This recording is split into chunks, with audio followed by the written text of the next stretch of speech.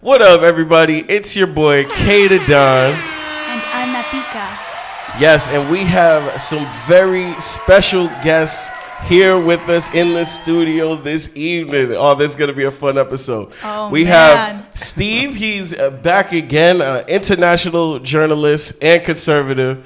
He's going to talk midterm elections with us. We're also going to talk some Kanye West. Then we also have Jen, a lawyer, who's going to be talking on the liberal side of things as the midterm elections are coming up. And we're also going to address some of the Kanye West. My condolences. Oh, no. And it begins. Ay, ay, ay. Yeah, so I think this is going to be some great, interesting conversation. Before we get into it, shout out our sponsors, Manscaped. The discount code is in the, that place in below the description box. In the description box. There we go. Like, comment, subscribe, and use that discount code for Manscaped. Let them know what's going on, Natica. And use promo code Natica Music, Natica Music, for 15% off jewelry, tote bags, bookmarks, stickers from Metzli Shop. Shout out to Areli, creator of Metzli Shop. Handmade crafted goods. She sends stuff in compostable packaging, and it is handmade with love. So, holidays are coming up. What are you waiting for? Yeah, what are you waiting for? And of course, if you don't have that Love First TV app, what are you doing? Yeah, what are you doing? Download and subscribe today, right? Yeah. It's going down.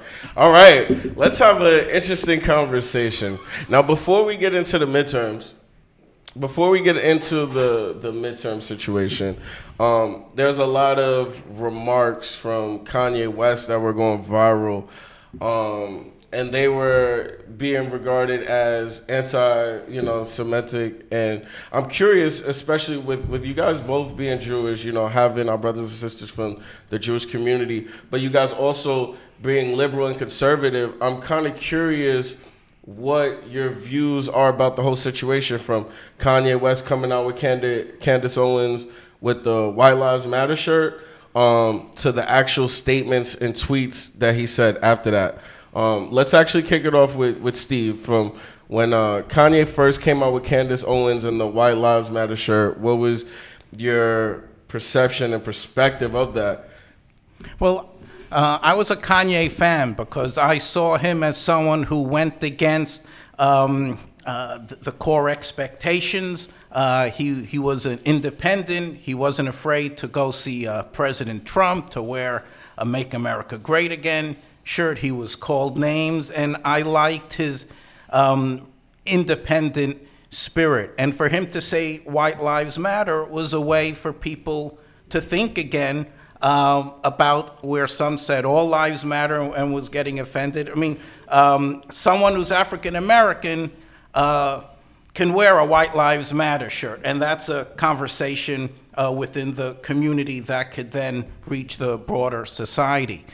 When he starts spewing anti-Semitic stuff, that rubbed me the wrong way as a Jewish person, and I stopped liking him. At first, I wanted to give him the benefit of the doubt, but he kept sort of pushing it and being more hateful. And to me, then he crossed the line as a hater. I wouldn't censor him, though. Mm-hmm. I like that companies separated from him. I don't actually like, though, when people put pressure on companies to do it. Let them do what they think is right. And I think Kanye should still be allowed to speak, because I think at the end, the truth comes out, and if you squelch speech, it's only going to put things underground. Okay, all right.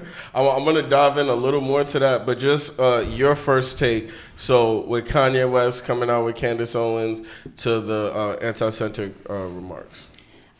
So when I saw that, I saw a picture with Kanye West wearing a White Lives Matter shirt. My gut reaction was just a huge eye roll.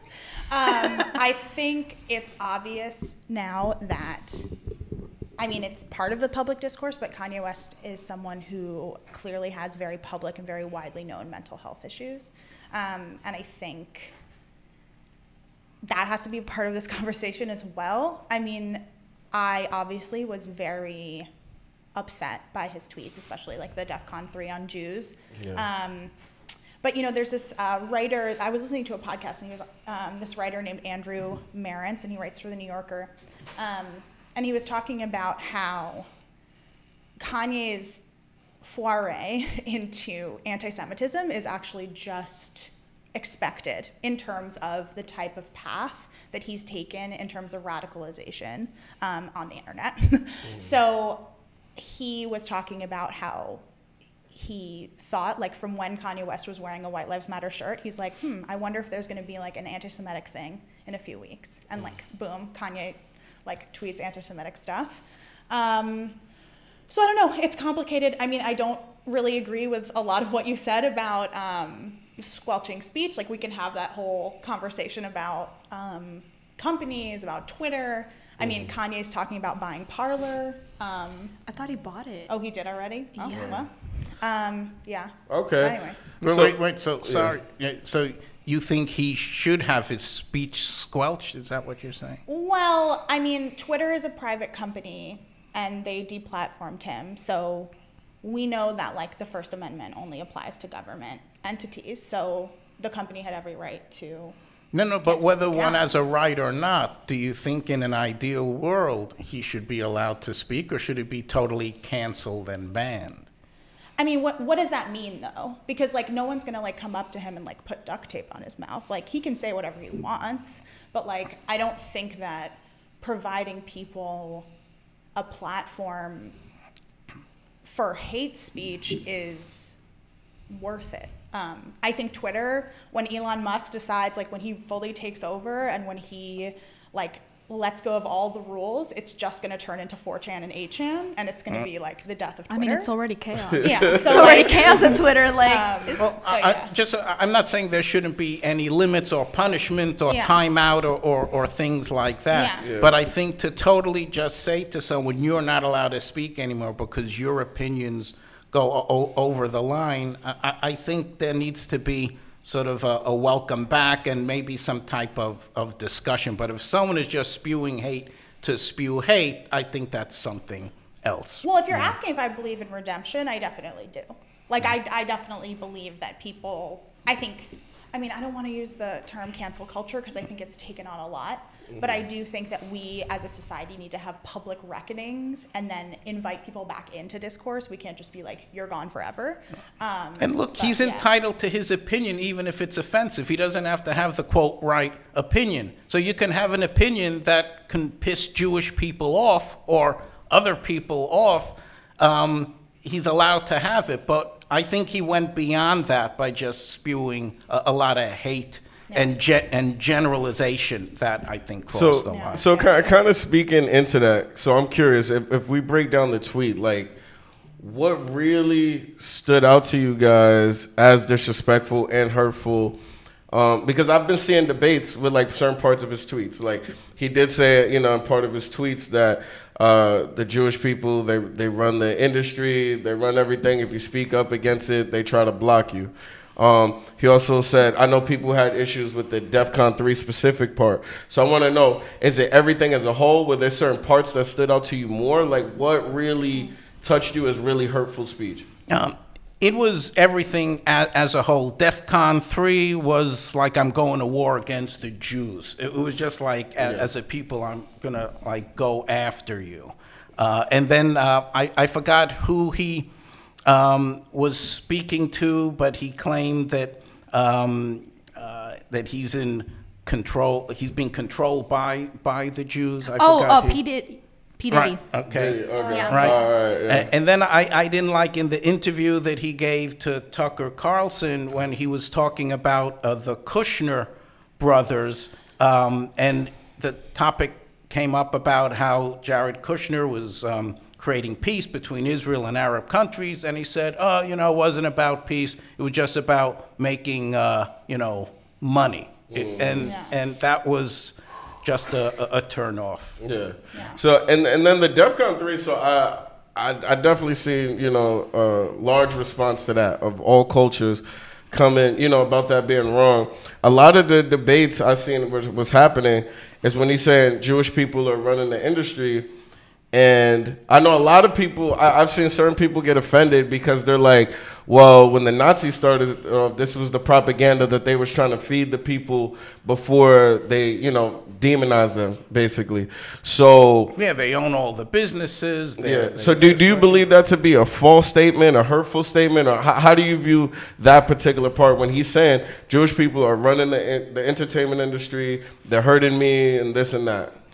If a Jewish person is in a position of power, I look at that person as an individual who has power, and not that the Jewish people are controlling the industry. If Jewish people do, well, I guess they had to work to get there. And I think one reason why it's so offensive and like puts your little spidey anti-Semitism ears up is because it is playing into tropes that have existed for a really, really long time surrounding Jewish people. I mean, if you want to go back to like, I don't know, the Middle Ages, where Jews were really the only folks in Europe who were able to handle money because good Christians don't handle money. And so all the Jews handled money. And isn't it so convenient when I owe a debt, I can just kill the Jew who has the money? I mean, that's how deep this goes.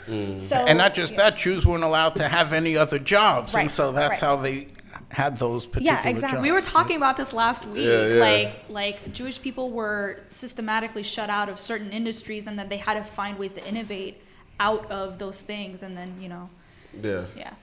So I mean, so even with what you guys are saying, so my issue with Kanye, because I do believe in freedom of speech. I don't believe that we should be hurtful with it. I believe that we should be careful. I'm against the generalizations, but the thing that I didn't like was it's not solution or orientated, right? So like what I've noticed from being in the entertainment industry is when it comes to the jobs of executives, investors, and producers, a lot of Jewish people do hold these positions. Like I was telling the story last week, like when I was on BET, which is Black Entertainment Television, before I got on, there was like, you know, don't say the F word, don't say anything negative about Jews. You could talk, it's a freestyle battle. You could talk about killing the person next to you. You could say this and that. It's just these two things you can't say. And I was just surprised, you know. So I was like, oh, well, I wouldn't say anything negative anyway. But I was just surprised that these are the two things they wanted to make sure before I get on camera. So I do see, you know, a lot of these people in the position of power. My issue with Kanye was one, that he generalized everything. Instead of saying, hey, these people, these executives, these Hollywood executives, these music industry executives, they are hurting me, da-da-da-da. A lot of them are Jewish too. Like if you throw in descriptions, because everyone throws in descriptions of what's going on. But to just say Jews are this or Jews are that, because no, that's not even 50% of the Jews are executives in Hollywood. You know what I mean? There's way more. So that's what really disturbed me as far as that. Is there anything that you guys kind of disagree with what I said, like as far as that? I mean, I don't know why it was relevant even that they're Jewish, right? It just, this, blame the person. If a person is bad, blame the person. Because too much, you know, I get triggered when Farrakhan speaks, right? Because of the hateful things that he says about, and has said about Jewish people. And it's a shame because he has quite a big following. Right? There's even a picture of President Obama next to him, and that was hidden for 8 years while he was president, right? Ruh-roh.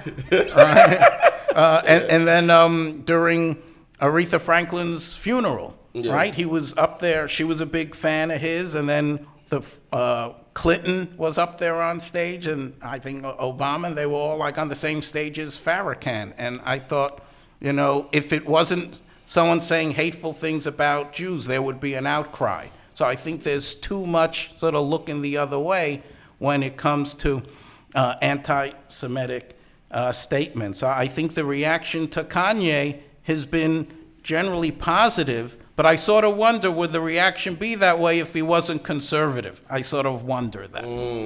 Interesting. So I want to just like throw in some nuance here too, because I think it's so interesting that like Kanye West wore a White Lives Matter shirt right before all these tweets happened. You know, Nazi Germany got their ideas from America, from eugenics, from Jim Crow, from white supremacy. And I think when we talk about all of these issues, we have to remember that, like, Jews, not all Jews are white, but a lot of Jews are white. And so whiteness and white supremacy is also a part of this conversation. It is also true that, like, there's a storied history about Jews being landlords in New York City, about being slumlords. So we have to have a little bit of, like, caution and go in knowing that people can hold multiple identities. But at the same time, like, we know that blackness and Jewishness can be othered from whiteness, and that comes into play at different times. Yeah. So I'm also curious, you know, and part of his tweet was he said, I can't be anti-Semitic because I'm actually Jewish, right? Because, you know, he believes that from Egypt, which is in Africa, right? That's where the Jews were freed, right? They came from Africa to Israel. So now my question is, how do you view that statement? Are black people Jewish as well? Is, like, I see some people consider it nationality, some people consider it strictly a religion. So I'm curious, like, what your views are on that. Well, I think when he said it the way he did, it was almost to imply that those considered Jews are taking our black Jewish culture away. It wasn't like, hey, I'm Jewish too, let's all be friends. So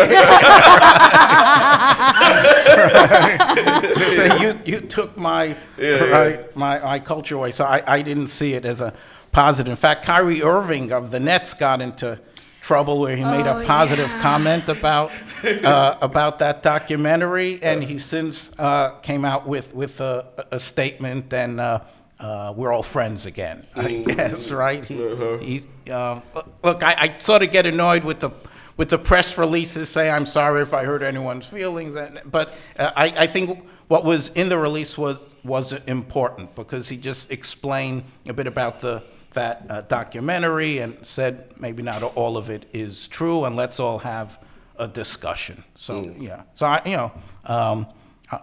think if black people are Jewish or can relate to that, fine, right? Well, the Israelites, right? They had a great song, right? I think what was Decker and Desmond Decker, yeah. Right. Yeah. I gotta hear this. Okay, so what are your views on those particular statements? I mean, I'm going to be honest. The thing that I noticed most was that he had a grammatical error. He was like, I am also Jew. And I was like, yeah, I mean, I think it's, I don't know if I have much to say on that, except that, like, I don't really, I sort of see it as, like, yeah, like, I'm using this as an excuse to be able to say what I want. Got you. So, and then I could understand the perception of the timing of how he did it, where it's not like he was saying black people are Jewish also, but it's like, oh, this was stolen from us, right? Mm-hmm. So, but I am curious, you know, based off history, do you guys believe that Jews came from Africa? Didn't we all come from Africa? Like, from the genus? Isn't that there's like, we're all from Africa? I was talking about this with Dylan last week, because, you know, I talked about the conversation we had last week and stuff, and he was like, wait, but didn't a large percentage of African Americans come from West Africa? And the Jewish population in Africa comes from, like, the east part, so, like, East Africa, like different parts of Africa, like in Ethiopia. I'm trying to remember the other country. Starts with an E, where Tiffany Haddish comes from. Eritrea? Yeah, there you go. There's also a Jewish population there, but that's, like, in the east. Yeah. And east and west are, you know, they look different. It's pretty different. But I was just curious because I know, I thought the Jews were from Brooklyn, so I'm not.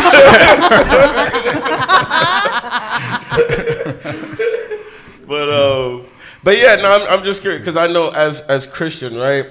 To a certain extent, as Christians, I would consider us Jews, right? Because we follow Jesus, who was Jewish, right? Yeah. So we're supposed to be learning these practices, like what he was doing. So just like in our history, it does say, you know, we go by the fact when Moses freed the slaves from the Pharaoh. and then those are the Hebrews, you know, of today.